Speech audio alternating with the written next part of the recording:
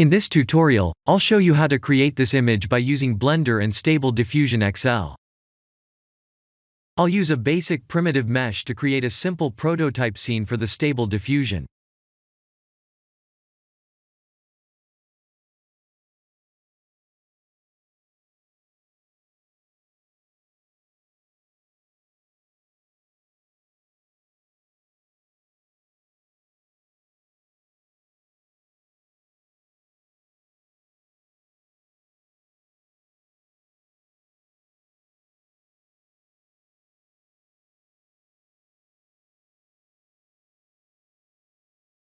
Please render the image and import it in Stable Diffusion.